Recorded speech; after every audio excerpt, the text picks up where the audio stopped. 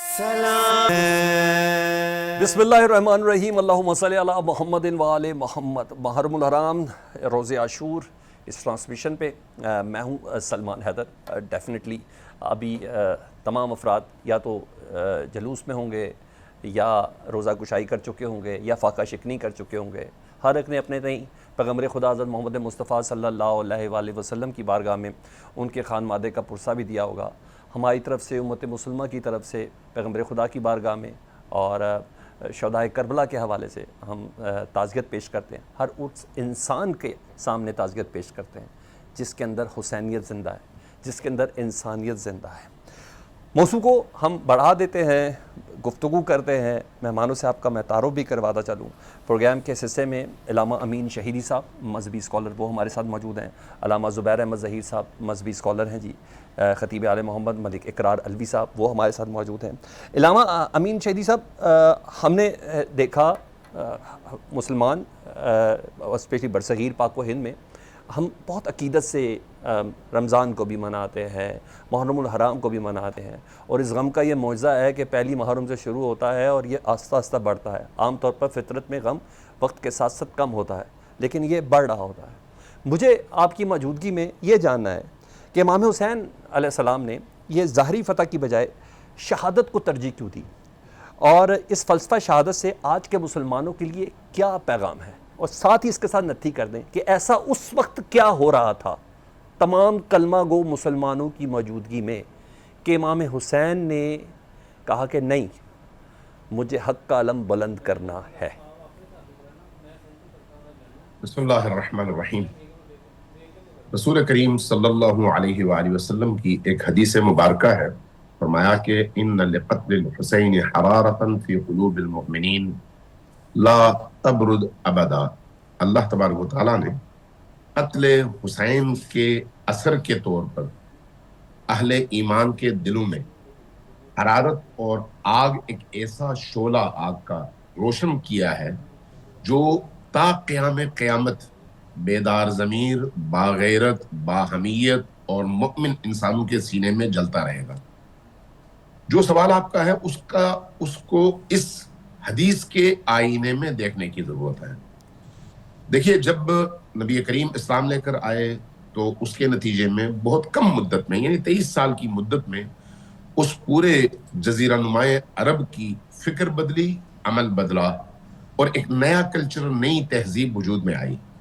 لیکن نبی کریم کے بعد پھر آہستہ آہستہ آہستہ آہستہ، ایک دم نہیں، دھیرے دھیرے لوگ آہستہ آہستہ دین سے دور ہوتے چلے گئے، یہاں تک کہ جب 60 ہجری میں یزید ابن معاویہ کا دور آیا تو اب صورتحال ایسی تھی کہ لوگ بظاہر کلمہ پڑھتے تھے جیسے آج پڑھتے ہیں، لوگ بظاہر مسجدوں میں جاتے تھے جیسے آج جاتے ہیں، لوگ بظاہر نماز بھی پڑھتے تھے، روزہ بھی رکھتے تھے، حج پہ بھی جاتے تھے، لیکن وہ جو روح دین ہے، جو ان کو حرام سے روکتی ہے، جو ان کو باطن سے پاکیزہ کرتی ہے، جو اللہ کے علاوہ کسی کے سامنے جھکنے سے منع کرتی ہے، جو ظالم کے مقابلے میں انسان کو کھڑا کرتی ہے، چاہے وہ ظالم اس کا اپنا بھائی ہی کیوں نہ ہو، جو مظلوم کی حمایت کے لیے انسان کو ترغیب دلاتی ہے، چاہے وہ مظلوم اس کا دشمنی کیوں نہ ہو، وہ ویلیوز، وہ قدریں جن کا تعلق عقل سلیم سے ہے، فطرت سلیم سے ہے، وہ ویلیوز دفن ہو چکی تھی۔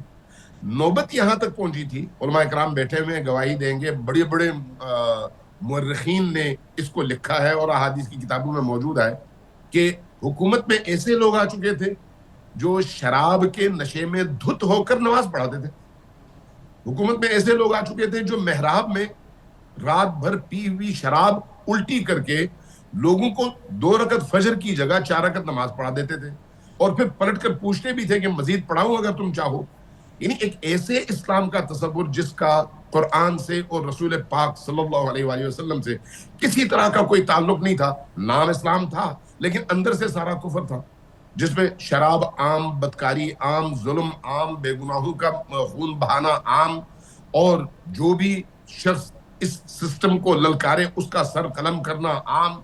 ہر وہ ویلیو جس کو اللہ نے ویلیو قرار دیا اس کی پامالی، اور ابلیسی ویلیوز اور ابلیسی خواہشات کو سر عام پروموٹ کرنا۔ ایک ایسے دور میں امام حسین علیہ السلام نے قیام فرمایا ہے۔ امام حسین کا قیام صرف ایک وجہ سے نہیں آیا. بعض لوگ یہ کہتے ہیں بھئی کوفے والوں نے دعوت دی اس لیے آپ نے قیام کیا. نہیں، ایسا نہیں ہے. امام حسین نبی کریم کے فرزند ہیں اور اس دین کی حفاظت کے ذمہ دار ہیں اور محافظ دین ہیں. چونکہ وہ محافظ دین ہیں اس لیے ان کی ذمہ داری ہے کہ دین کی حفاظت کریں.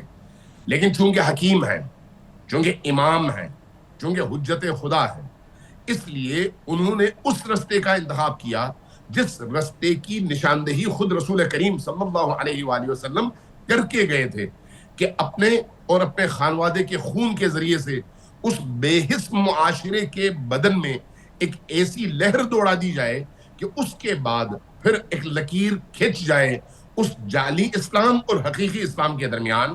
وہ جعلی اسلام جو نام استعمال کرتا تھا اور وہ حقیقی اسلام جس کو دبا دیا گیا تھا، ان کے درمیان ایک ایسی خونی لکیر کھینچ دی جائے کہ اب کوئی بھی شخص یہ جرأت نہ کرے کہ اسلام کے نام پر وہ کام کرے جو یزید ابن معاویہ کرتا تھا. لہٰذا امام حسین علیہ السلام کی یہ جو جد و جہد اور قربانی ہے، اور اس قربانی کے لیے شعوری طور پر قدم ہے، حادثاتی طور پر نہیں، شعوری طور پر قدم، اس قدم کا جو نتیجہ ہے وہ آج آپ دیکھ رہے ہیں. آپ آج دیکھ لیں دنیا بھر میں حسینیت شجاعت کا، حمیت کا، غیرت کا، استقامت کا، مقابلے کا اور ظلم کے خلاف جنگ کا استعارہ ہے، اور یزیدیت حق کو دبانے کا استعارہ ہے. آج امام حسین کی شہادت کو 1400 سال گزر چکے ہیں، لیکن انسانی معاشرے میں، اسلام اور مسلمانوں کی صرف بات نہیں کر رہا، انسانی معاشرے کے اندر حسین کا رستہ آج بھی پاکیزہ ترین اور نورانی ترین رستہ کہلاتا ہے، اور یزید کا رستہ ناپاک ترین اور تاریک ترین رستہ کہلاتا ہے. ہم کے آبا نے یزید پر لکھی جانے والی کتاب پر تقریض لکھی تھی، انہی کے بیٹوں نے امام حسین کو اپنا ہیرو مان لیا. بے شک یہ جبر تاریخ ہے کہ آپ اگر شعوری طور پر حسین کو نہیں مانیں گے تو حالات آپ کو اس نہج پر لے آئیں گے کہ آپ کو امام حسین کو ماننا پڑے گا، اس لیے کہ امام حسین حق کا نام ہے اور حق کو مانے بغیر انسان نجات پا ہی نہیں سکتا. بے شک انسانی معاشرے کے اندر سر اٹھا کر جی نہیں سکتا جب تک حق کو تسلیم نہ کرے.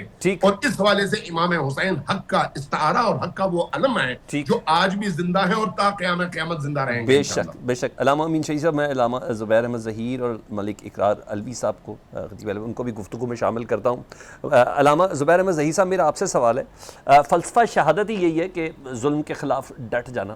سوری، میرے سوال عام روٹین سے تھوڑے ہٹ کے ہیں، طالب علمانہ سوال ہیں جو ہم سے آج کل کے بچے جوان پوچھتے ہیں، تو آپ کے طفیل ہم ان کو یہ تمام جوابات بھی دینا چاہتے ہیں. مجھے بتائیں کہ ہمارے آج کے مسلمان اور اسپیشلی ہمارے مسلم حکمران جو ہیں وہ اس پر عمل پیرا ہیں حق کے خلاف ڈٹ جانے پر؟ نحمدہ ونصلی علی رسولہ الکریم، اما بعد. بات یہ ہے کہ سیدنا حضرت حسین رضی اللہ تعالی عنہ وہ رسول پاک صلی اللہ تعالی علیہ وسلم، سیدہ فاطمہ الزہرا خاتون جنت، حضرت علی المرتضیٰ شیر خدا رضی اللہ تعالی عنہ کے تربیت یافتہ تھے، اور ان لوگوں نے ان کو جو دین سکھایا تھا وہ قرآن و سنت تھا، اور وہ سرور کائنات حضرت محمد رسول اللہ صلی اللہ تعالیٰ علیہ وسلم کے پیغام اور آپ کے مشن، آپ کے عقیدہ، آپ کے نظریہ توحید کے امین تھے. اور انہوں نے وہی کچھ کیا جو انہوں نے اللہ کے رسول سے اور خلفائے راشدین سے اور صحابہ کرام سے جو انہوں نے سیکھا تھا، جو دیکھا تھا کہ ہر قیمت کلمہ حق کہنا ہے اور اللہ اور اس کے رسول کے راستے پر قائم و دائم رہنا ہے، اور اصلاح امت کا کام کرنا ہے، اور اسلام کا مشن جو ہے اس کو آگے بڑھانا ہے، توحید و سنت کے پرچم کو بلند کرنا ہے، اور ہر ظلم اور ہر زیادتی کے خلاف کلمہ حق کہنا ہے. جو حضور نے فرمایا تھا، افضل الجہاد کلمۃ الحق عند سلطان جائر، کہ جابر اور عامر حکمران کے سامنے کلمہ حق کہنا افضل ترین جہاد ہے۔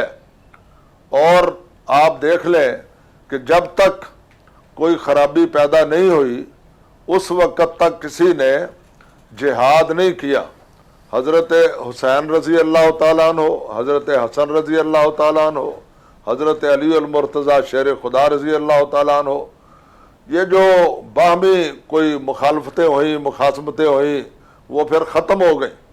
لیکن جب دیکھا کہ پانی سر سے گزر رہا ہے اور رسول پاک صلی اللہ تعالی علیہ وسلم کے دین کو بدلا جا رہا ہے، حضور کے دین میں بدعات پیدا کی جا رہی ہیں، اور سرور کائنات صلی اللہ تعالی علیہ وسلم کا دین جو ہے اس میں جو ہے وہ تغیر و تبدل ہو رہا ہے، تو آپ مجھے بتائیں کہ اس کی پھر حفاظت کے لیے اگر نواسہ رسول نہ اٹھتا، اگر فرزند علی نہ اٹھتا تو اور کون اٹھتا؟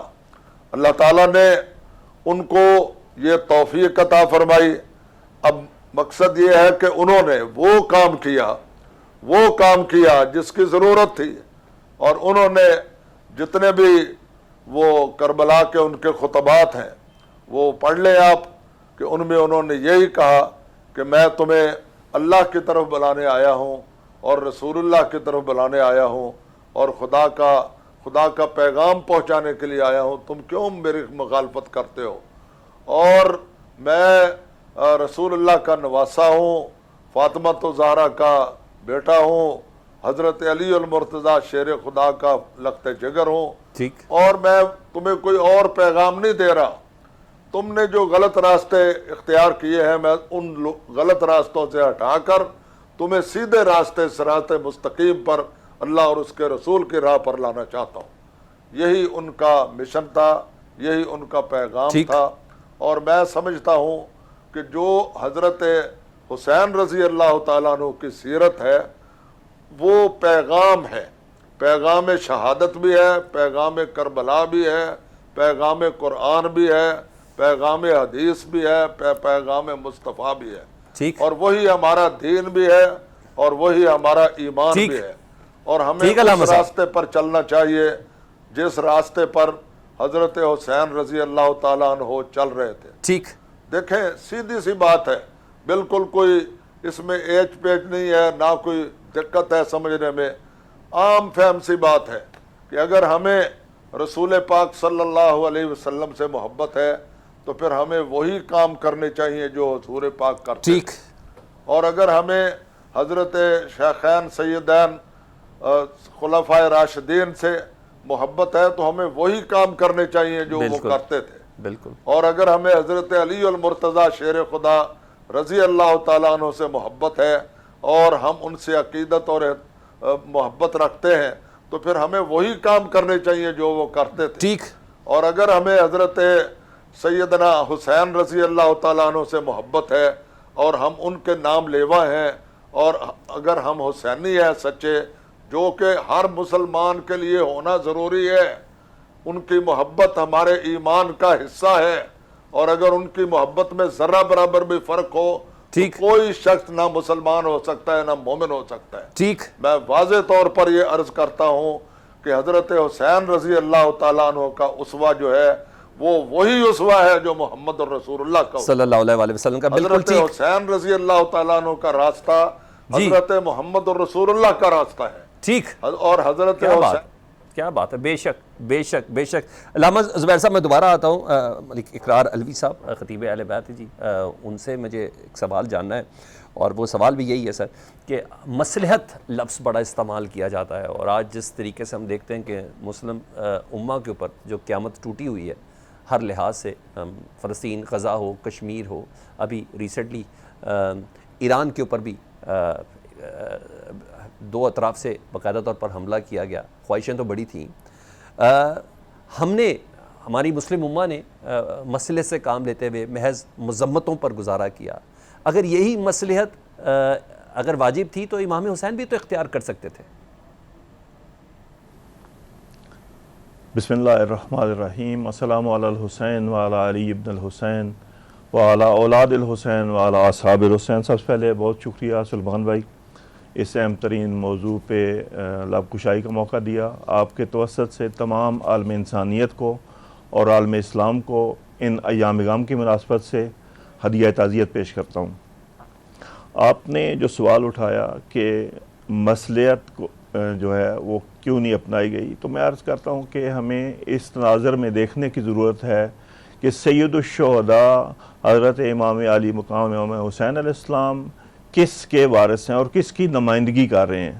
در حقیقت اس راز سے جب پردہ اٹھے تو حقیقت سامنے آتی ہے.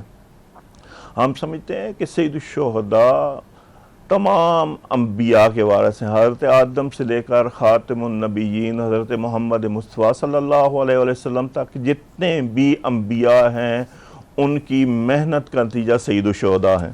اور اس کی تصدیق جو ہے حضرت پیغمبر گرامی صلی اللہ علیہ وسلم کے اس فرمان ذیشان سے ہوتی ہے. فرمایا حسین منی و انا من الحسین.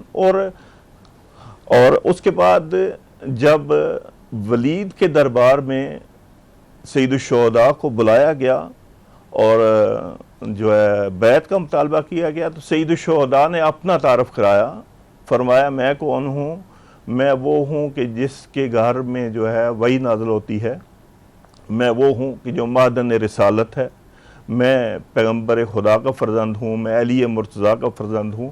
اور اپنے تمام اوصاف بیان کرنے کے بعد کیا فرماتے ہیں کہ مجھے کس کی بیعت کی تم جو ہے دعوت دے رہے ہو؟ فرماتے ہیں کہ تم ایسے فرد کی بیعت کی دعوت دے رہے ہو جو شرابی ہے، جو زانی ہے، جو فاسق ہے، جو فاجر ہے، جو نفس محترمہ کا قاتل ہے. صحیح. پس سید الشہداء نے ان تمام بیانات کے بعد ایک اپنا جو ہے نورانی کلمہ جو رہتی دنیا تک سب کے لیے ان کی اس جدوجہد کو واضح کرتا ہے. فرمایا مثلی لا یمثلا. ٹھیک. مجھ جیسا اس جیسے کی بیعت کیا بیعت کرے نہیں کرے گا. یعنی تمام مصلحتوں کو سید الشہداء نے اس جملے کے ساتھ ختم کر دیا کہ کوئی گنجائش نہیں ہے کہ جو پیغمبر کا وارث ہو، جو آدم کا وارث ہو، جو نوح کا وارث ہو، جو علی کا وارث ہو. اور سید الشہداء نے اس جملے میں ماضی کو بھی بیان کیا ہے، حال کو بھی بیان کیا ہے اور مستقبل کو بھی بیان کیا ہے.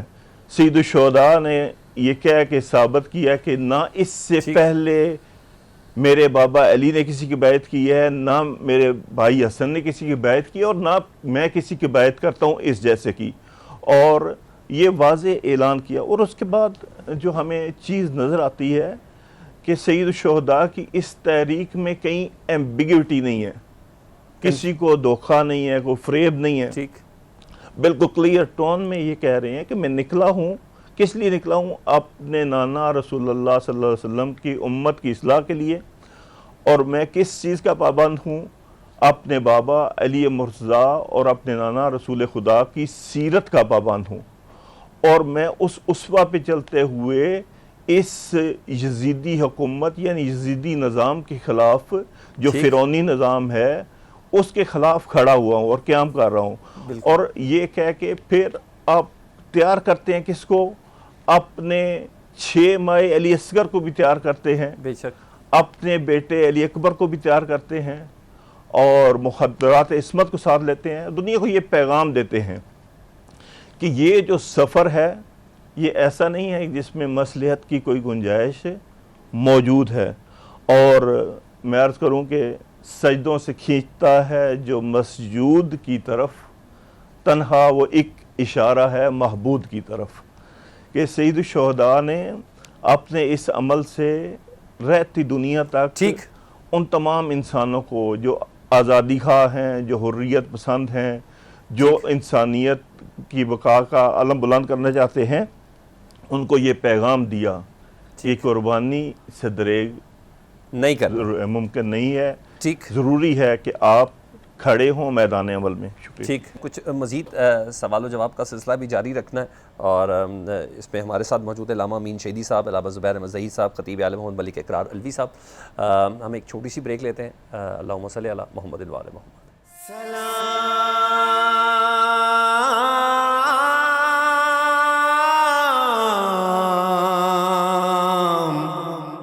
یا حسین سلام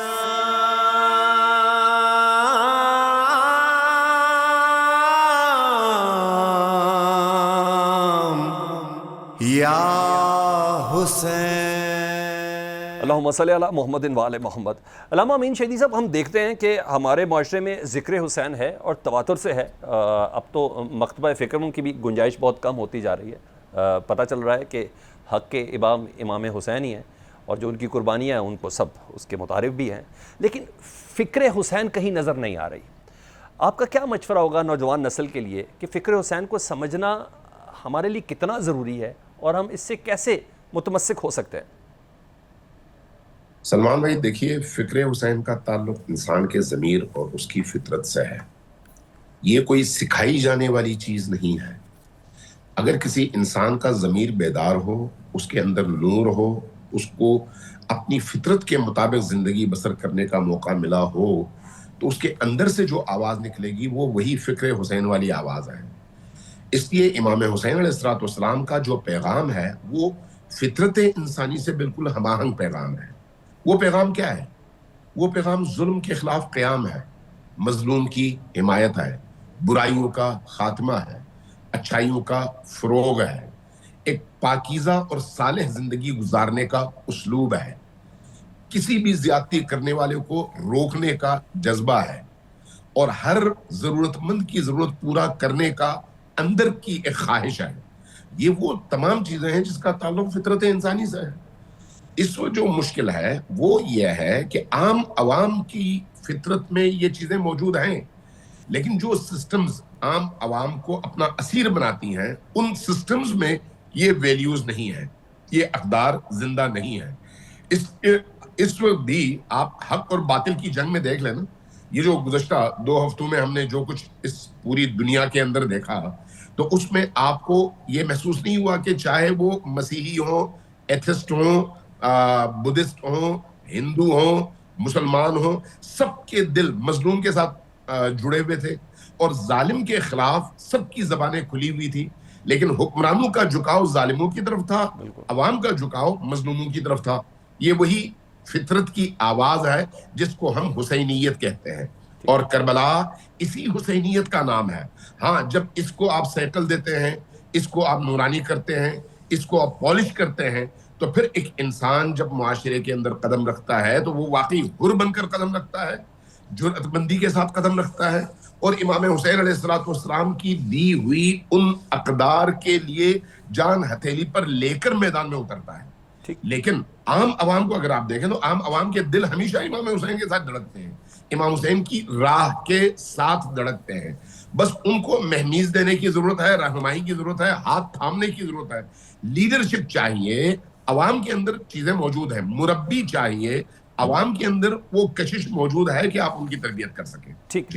اچھا علامہ صاحب، اب جیسے کہ ہم نے ابھی آپ نے بتایا کہ جو عوام ہے وہ فطرت کی طرف ہے اور جانا ہے، اور فطرت آپ کو پتہ ہے پھر پیغام امام حسین کے ساتھ ہی ہے، اور یہ سکھایا نہیں جاتا، جب لوٹنا ہی فطرت کی طرف ہے تو اس لیے حق کا راستہ امام حسین ہی بتا رہے ہیں۔ لیکن موجودہ حالات میں اگر ہم دیکھیں تو کہا جاتا ہے کہ مسئلے سے کام لیا جائے، جابر سلطان کے آگے کلمہ حق بھی پڑھنا ہے، یہ کیسے ممکن ہو سکے گا؟ کیا عوام کو یہ اجازت ہے؟ دیکھیں، مصلحت پسندی یعنی مفاد پرستی، ٹھیک، امام حسین کی منطق میں مفاد پرستی نہیں ہے، وہاں پر ویلیوز ہے۔ اس لیے جب آپ فطرت کی بات کریں گے تو فطرت مصلحت پسند اور مفاد پرست نہیں ہے، لیکن جب آپ مفاد پرستی کی بات کریں گے تو اس کا تعلق فطرت سے نہیں ہے، 2 الگ الگ چیزیں ہیں۔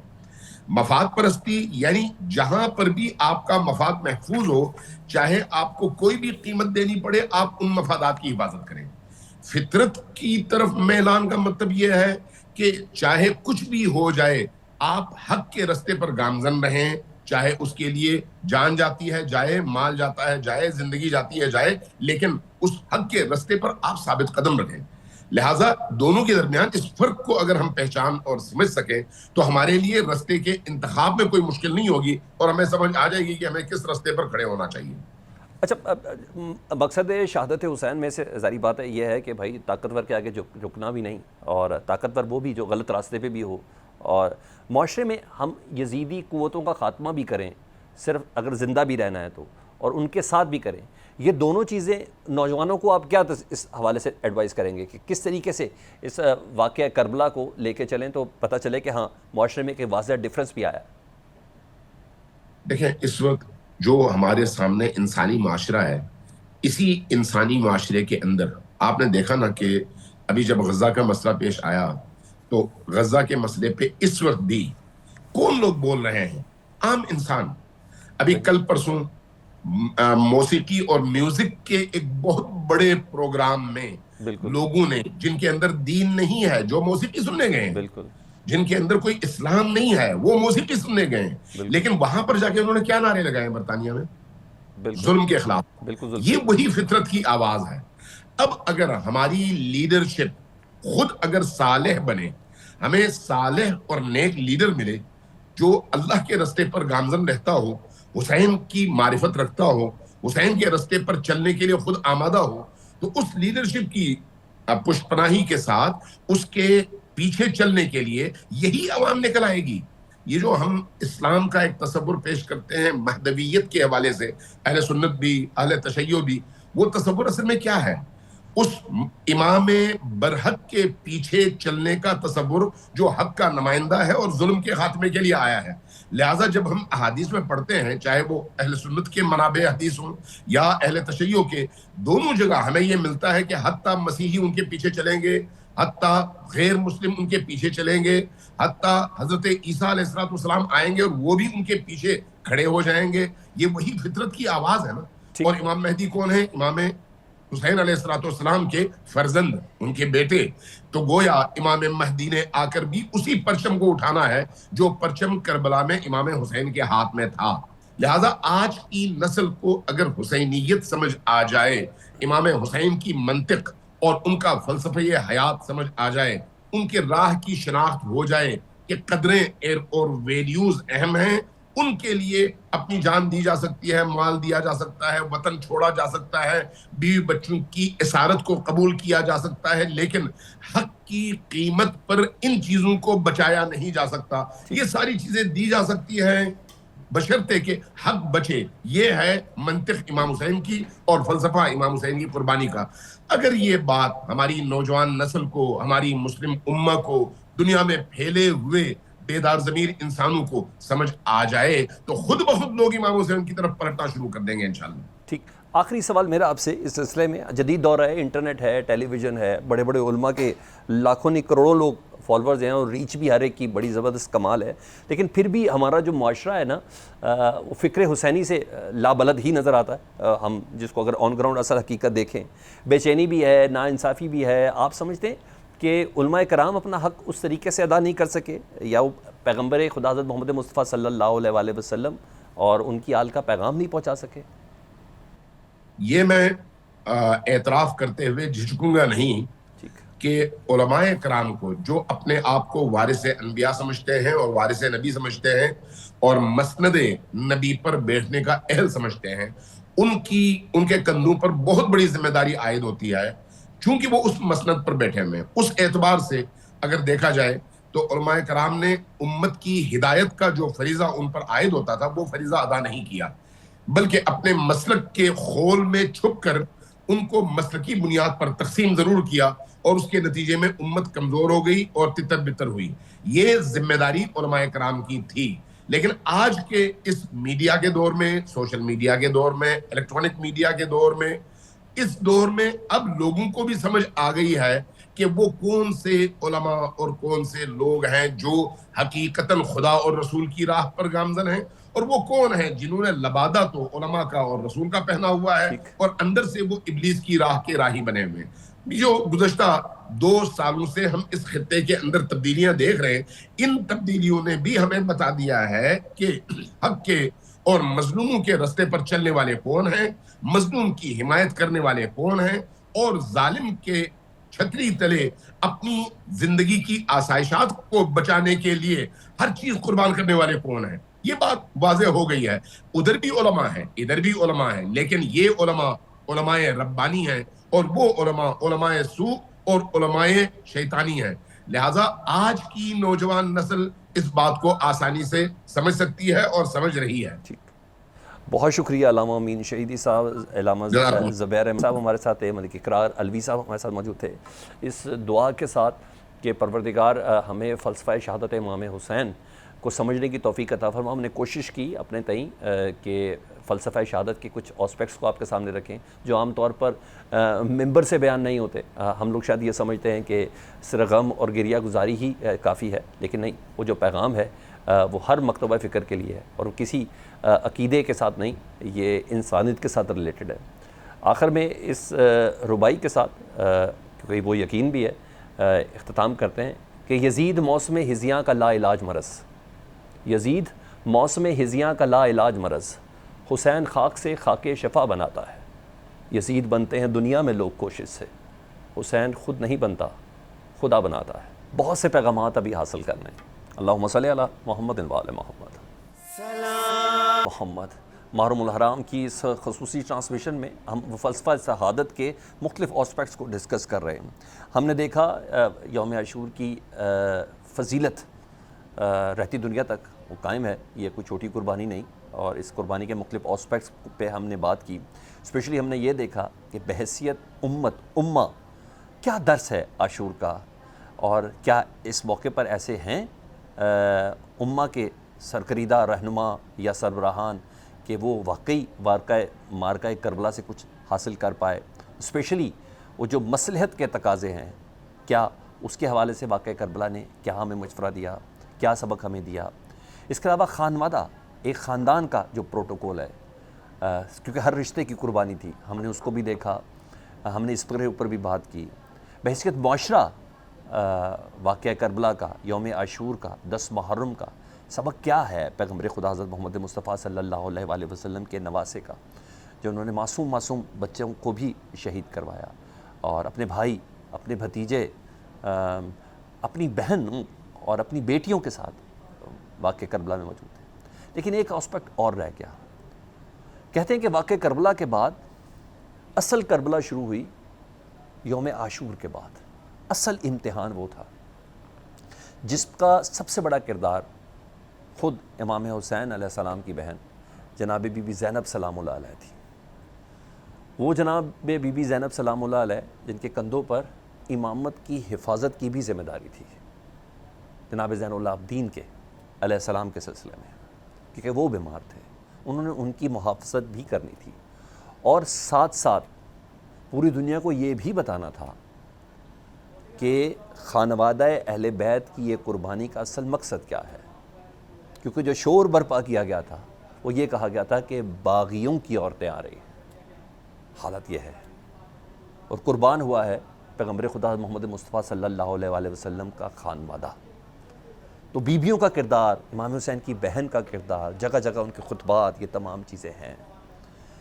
اس حصے میں ہمارے ساتھ سید رضا بغدادی صاحب ہیں، ہم ان سے جانیں گے، بات کریں گے. سب سے پہلے ذرا وہ بہن بھائیوں کا، ہمارے معاشرے میں ہے نا یہ سب، ہم نے یہ بہت بڑا سبق ہے کہ بہنیں کیسے صدقے اور باری جاتی ہیں، اور واقعہ کربلا سے بہن اور بھائیوں کا پیار ایک بہت واضح پیغام ہے.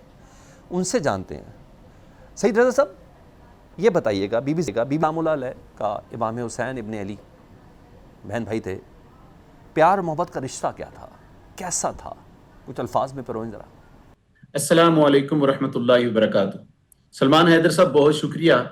آپ نے آج 10ویں محرم کے روز تاریخ اسلام کی بہت باوقار ہستی، بڑی دلیر، جرت مند باوقار ہستی کے بارے میں گفتگو کرنے کا آج موقع فراہم کیا ہے.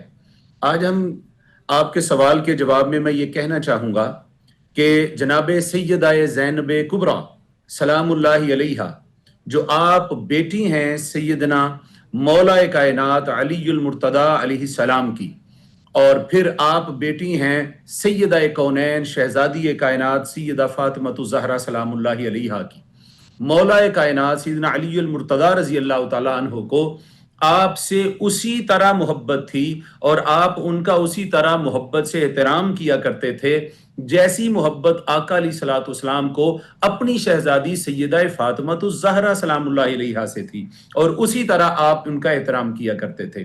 جہاں تک سیدہ زینب سلام اللہ علیہا کا تعلق ہے کہ ان کی امام علی مقام امام حسین علیہ السلام اپنے بھائی سے کس قدر محبت تھی، تو اس کی ایک جھلک آپ اس بات سے لگا سکتے ہیں اندازہ کہ جناب امام علی مقام کے ساتھ ایسا تعلق تھا آپ کا کہ جب جناب سیدہ زینب کبریٰ سلام اللہ علیہا کی شادی کی شرائط طے ہو رہی ہیں تو اس میں آپ نے یہ شرط رکھی کہ ہر روز ایک بار میں اپنے بھائی امام حسین سے ملاقات کروں گی، اور اگر امام حسین میرے بھائی سفر پہ جائیں گے اور میں جانا چاہوں گی تو اپنے شوہر سے کہا آپ مجھے بخوشی اجازت دیں گے۔ تو یہ تو امام علی مقام امام حسین علیہ السلام کے ساتھ سیدہ زینب کبریٰ سلام اللہ علیہا کی محبت میں نے بیان کی، اور پھر آپ تاریخ اسلام کی وہ عظیم ہستی ہیں۔ میں سمجھتا ہوں کہ تاریخ بشریت میں ایسی خاتون کہاں ملے گی جس کے 6 یا 7 بھائی قتل کر دیے گئے ہوں، بیٹے شہید کر دیے گئے ہوں، 10 بھتیجے اور چچا زاد تہو تیگ کر دیے گئے ہوں، پھر اپنے بھائی بہنوں کے ساتھ سے اسیر کر دیا گیا ہو، جہاں شہزادی تھیں وہیں اسیر ہو گئیں، اور عاشور کے روز رنج و الم کے پہاڑ ان پہ ٹوٹے ہوں، اور اونٹ کی ننگی پیٹھ پر بٹھا کر کافر قیدیوں کی طرح جنہیں لے جایا گیا ہو۔ میں سلمان حیدر صاحب گھر میں ایک لاش ہو تو کوہرام مچ جاتا ہے، یہاں پورا خانوادہ اجڑ گیا، اور اس کے باوجود پورے وقار کے ساتھ ظلم و جبر اور قتل و اسیری کی تمام منزلوں سے گزر گئیں، اور شکوے کا ایک لفظ بھی آپ کی زبان پر نہیں آیا۔ آپ کا نام ہے زینب، اور زینب بنا ہے زین اور اب سے، 2 لفظوں کو ملا کر۔ زین کا معنی ہے زینت ہونا، اور اب کا معنی ہے باپ کی زینت ہونا، تو زینب کا جو معنی ہے وہ اپنے باپ کی زینت ہے۔ یہ سیدہ زینب کبریٰ سلام اللہ علیہا کی بارگاہ میں ہم نے خراج عقیدت پیش کیا۔ اس کے بعد میں آپ سے یہ کہنا چاہوں گا کہ ایک حسینیت ہے اور ایک زینبیت ہے۔ جتنی حسینیت اسلام کے لیے اہم ہے اتنا ہی کردار جناب سیدہ زینب کبریٰ سلام اللہ علیہا کا اسلام کے لیے اہم ہے۔ ایک شعر ہے کہ ترویج دین گرچہ بقتل حسین شود، تکمیل آن بموی پریشاں زینب است، کہ دین کی ترویج اگر جناب امام علی مقام امام حسین علیہ السلام کی مبارک شہادت سے ہوئی ہے تو اس کی جو تکمیل ہوئی ہے وہ جناب سیدہ زینب کبریٰ سلام اللہ علیہا کے حسینیت کے پرچار سے ہوئی ہے، حسین علیہ السلام کے میسج کے فروغ سے ہوئی ہے۔ اور کسی شاعر نے کہا کہ امتحان حسین ختم شد اور امتحان زینب شروع است، کہ کربلا میں 10ویں محرم کے بعد امام علی مقام تو شہادت کا جام نوش فرما چکے تھے، ان کا امتحان تو ختم ہو گیا، وہ تو سرخ رو ہو گئے، اور وہاں سے پھر جناب سیدہ زینب کبریٰ سلام اللہ علیہا کا امتحان شروع ہو گیا۔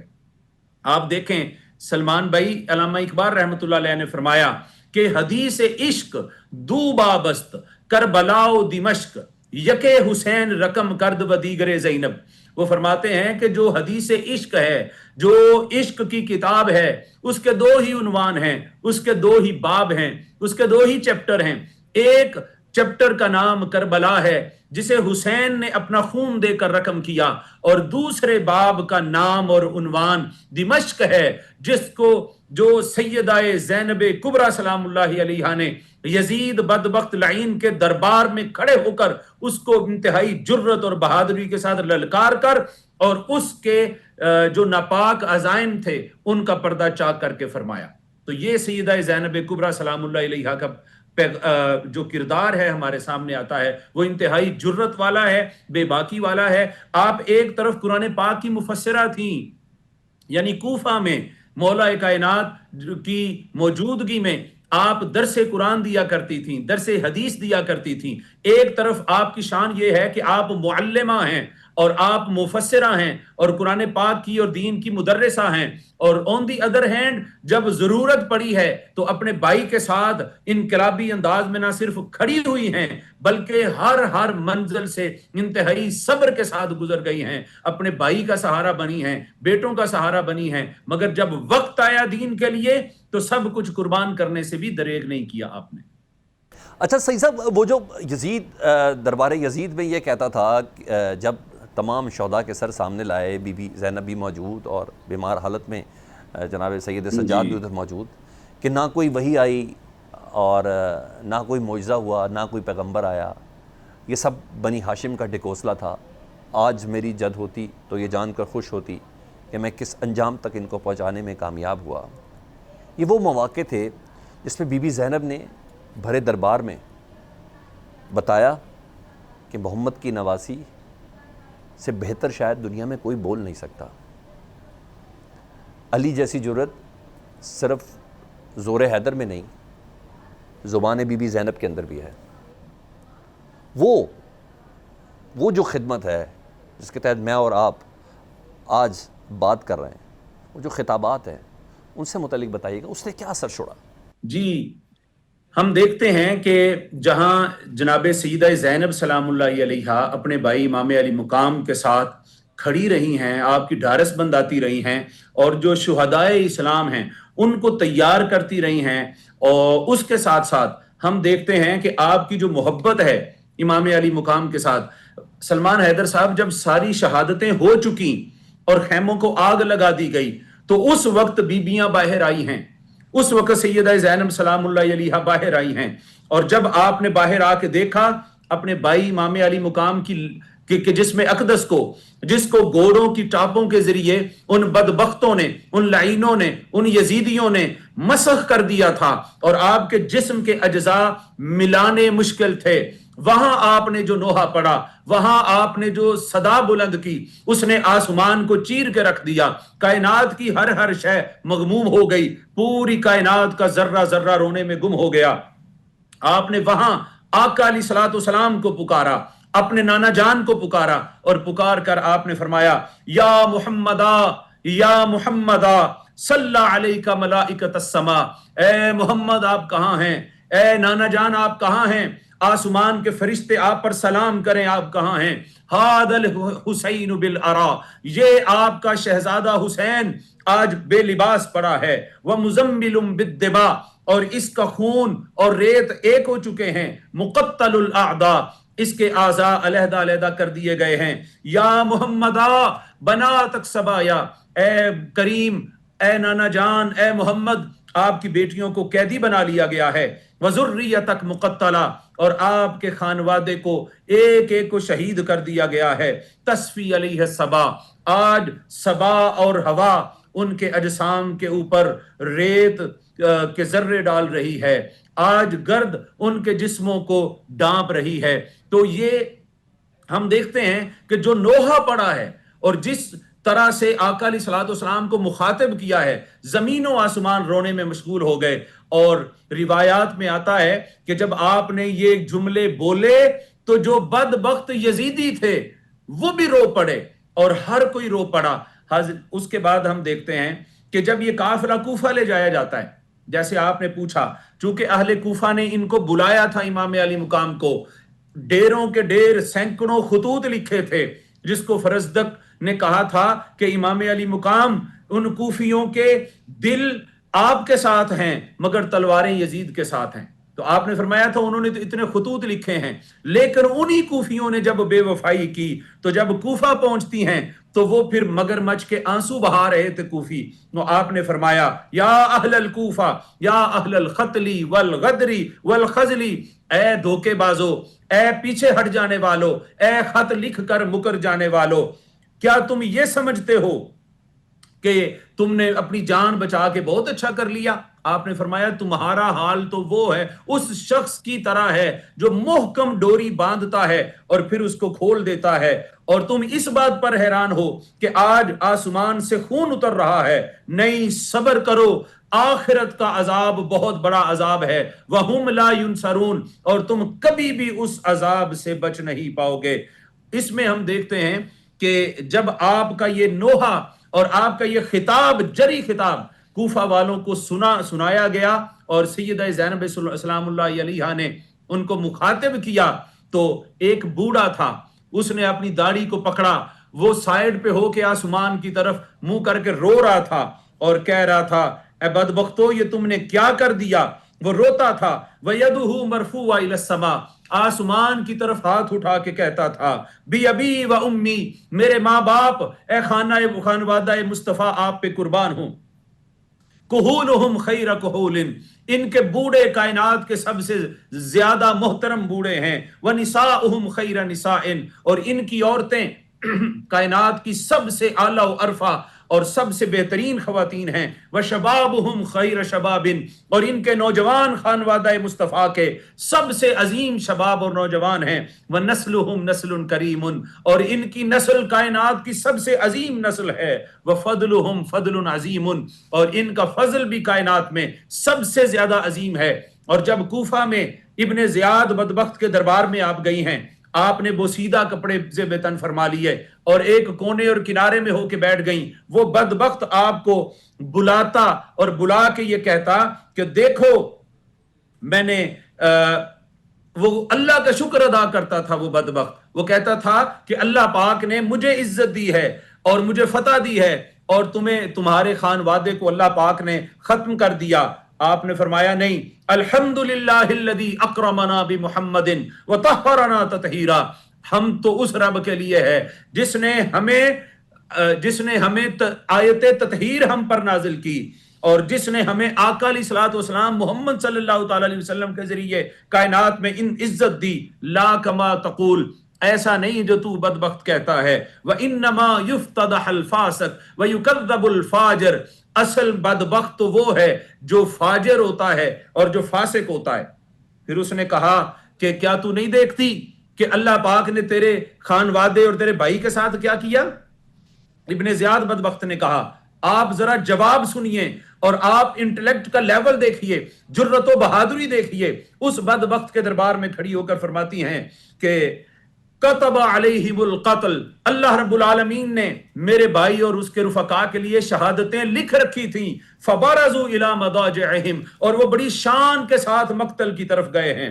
رہ گئی بات تیری اور ہماری لڑائی کی، وَسَيَجْمَعُ اللَّهُ بَيْنَكَ وَبَيْنَهُمْ فَتَحَاجُّونَ إِلَيْهِ وَتَخَاصَمُونَ عِنْدَهُ، رہ گئی بات تیرے انجام کی، تو کل قیامت کے روز جب تیرا اور ہمارا سامنا ہوگا تو پھر بات اللہ رب العالمین کی عدالت میں ہوگی۔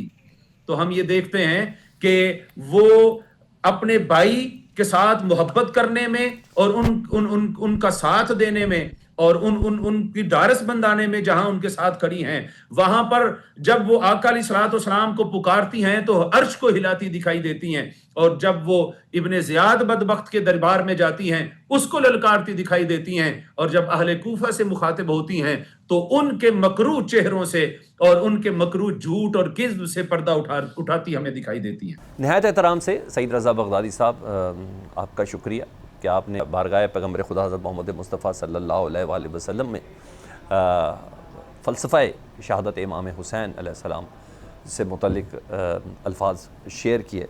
آخر میں یہی کہوں گا کہ وہ شعر ہے نا، قتل حسین اصل میں مرگ یزید ہے، اسلام زندہ ہوتا ہے ہر کربلا کے بعد۔ معذرت کے ساتھ اس کی تصحیح کر لیں، اسلام زندہ ہو گیا اس کربلا کے بعد، اب کوئی اور کربلا برپا نہیں ہونی۔ یہ ذبح عظیم کی جانب سے ایک بہت بڑی قربانی دے دی گئی، اب جو کچھ بھی ہونا ہے کربلا کے بعد ہی ہونا ہے۔